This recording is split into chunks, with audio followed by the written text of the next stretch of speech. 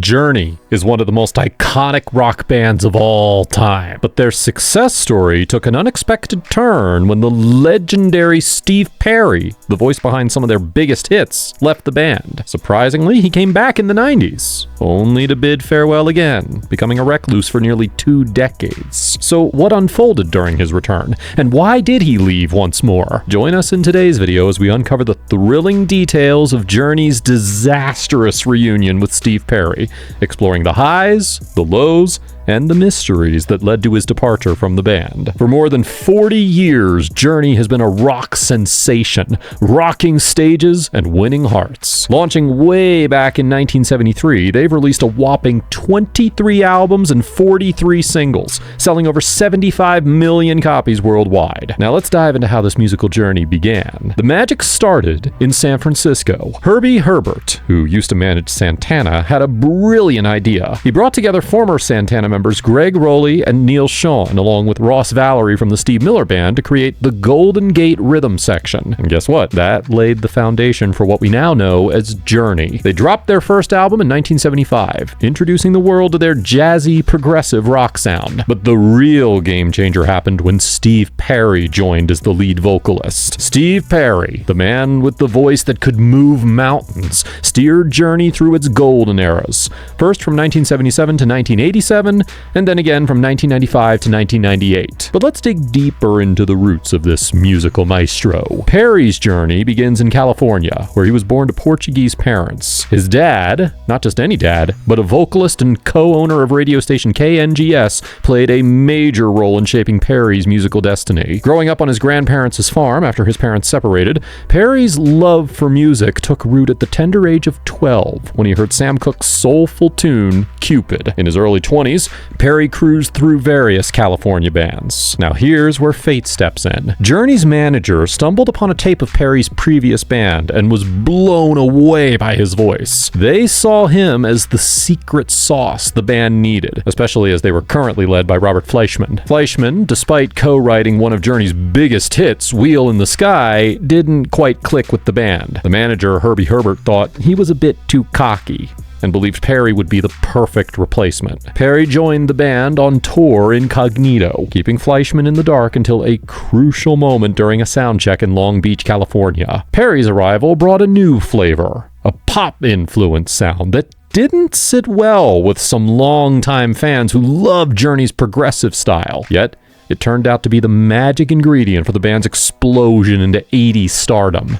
After the massive success of Frontiers in 1983, Journey took a short break before regrouping in 1985 for Raised on Radio. But there was a hiccup. Perry's mother fell ill during recording sessions, requiring him to take a break and care for her. Tragically, she passed away during the album's production, creating a heart-wrenching backdrop. The toll was heavy on Journey, trying to piece together an album with few recording sessions and a vocalist who was often absent. It wasn't just physical strain. Mental health and addiction issues loomed over Perry. The relentless cycle of recording, touring, and personal struggles led him to step away from Journey in the late 80s. Perry acknowledges the toll on his mental health and the danger of substances becoming uncontrollable. He decided to take a hiatus, asking himself, what am I? Just a parody of myself now? I'm not connecting to my heart anymore. The strain reached a breaking point. The band, exhausted and navigating the challenges, went on hiatus in 1987. Perry recollects how some might have thought, oh, there he goes, solo career. Forget Steve. But in reality, Perry needed time to grieve and regain his strength. In 1988, Steve Perry embarked on a journey to create a solo album called Against the Wall. Although the album was left unfinished, some of its recorded songs later surfaced on Perry's 1998 solo compilation, Greatest Hits Plus 5 Unreleased. The music scene missed Perry's voice, but in 1989 he made a surprise appearance with Bon Jovi at the Shoreline Amphitheater, performing soulful renditions of Sam Cooke's Bring It On Home to Me and the Four Tops' Reach Out. Perry also reunited with Journey in 1991 at the Bill Graham tribute concert, belting out Faithfully and Lights. After these events, Perry took a hiatus away from the spotlight, stepping away from the music industry for 7 years. In 1994, Perry returned with his second solo album, For the Love of Strange Medicine. The album garnered success, partly fueled by the Strange Medicine World Tour. Meanwhile, the classic Journey lineup from 1981 to 1985 reunited in 1996 to create Trial by Fire, an album that soared to number 3 on the Billboard charts and achieved platinum status within a year. However, Perry faced a setback, suffering a hip injury while hiking in Hawaii before the Trial by Fire tour could kick off. Diagnosed with a degenerative bone condition, Steve Perry needed a hip replacement. Hesitant to rush into surgery, he proposed delaying the tour. The remaining Journey members, Jonathan Cain and Neil Schon, grew impatient, realizing the window of opportunity was closing. They confronted Perry with an ultimatum: undergo surgery for the tour or risk being replaced. Perry, still hesitant and feeling upset with his bandmates, announced his permanent departure from Journey. Steve Augeri of Tall Stories stepped in to take over lead vocal duties. During a VH1's Behind the Music episode in 2001, Perry candidly expressed that he never truly felt like he was part of the band. This statement sparked reactions, with former manager Herbie Herbert likening it to the Pope saying he never really felt Catholic. After his impactful years with Journey, Steve Perry's musical journey continued with a series of diverse ventures. In 2000, he lent his soulful vocals as a backup singer on 2 tracks for kawaii artist Tommy Tokioka's album Happy to Be Living. Perry's collaboration with musician Jeff Golub in 2003 on the jazz track Can't Let You Go showcased his versatility. In a surprising turn of events, Perry joined other Journey members at the Hollywood Walk of Fame ceremony on January 21, 2005, despite earlier reservations about performing with the band again. While he indicated that a full-scale reunion was unlikely, he left the door slightly ajar with a never say never attitude. Perry's collaborative spirit shone through in 2005 when he co-produced the track A Brand New Start for former Ambrosia lead vocalist David Pack. This collaboration extended to co-writing songs shortly after the September 11, 2001 attacks, appearing on Pack's album The Secret of Moving On.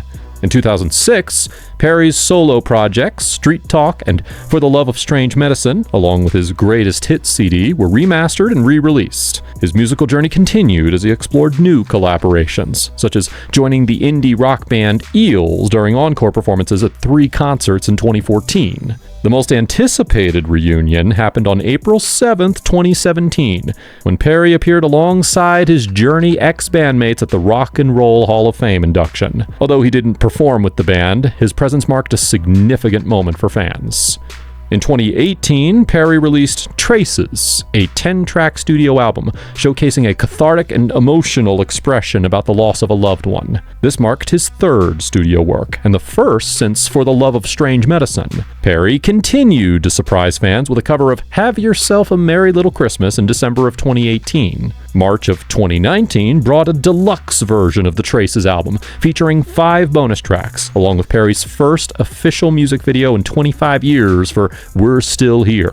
Perry's holiday spirit continued with the release of a 3-song holiday EP, Silver Bells, in November of 2019. Adding another festive note to his repertoire, Perry released his first ever Christmas album, The Season, on November 5th, 2021. And breaking into 2023, Perry confirmed his participation in Dolly Parton's rock album, Rockstar, where he would contribute backing vocals and perform a duet cover of Open Arms. Now, beyond his musical accomplishments, Perry's vocal prowess earned him the moniker The Voice. Renowned for his counter-tenor vocal range, Perry's unique tone has drawn comparisons to soul legends like Sam Cooke and Aretha Franklin. His impact in the rock world is undeniable, earning accolades and rankings among the greatest rock singers of all time. Perry's songwriting contributions played a pivotal role in Journey's success, leading to a nomination for the Songwriters Hall of Fame in 2020. On a personal note, Perry's life unfolded with relationships like the one with Sherry Swafford in the 1980s, inspiring the song Oh Sherry. In 2011, he found love with psychologist Kelly Nash, who unfortunately battled cancer and passed away in December of 2012. Perry revealed in a 2018 interview that he had faced challenging experiences as a child, turning to singing as an outlet. In terms of health, Perry underwent successful hip replacement surgery in 1998 and faced a bout with melanoma in 2013, which he successfully overcame. His love for baseball intertwined with his musical legacy, as the Chicago White Sox adopted Journey's Don't Stop Believin' as their unofficial team anthem in 2005, leading to Perry's participation in their World Series celebration.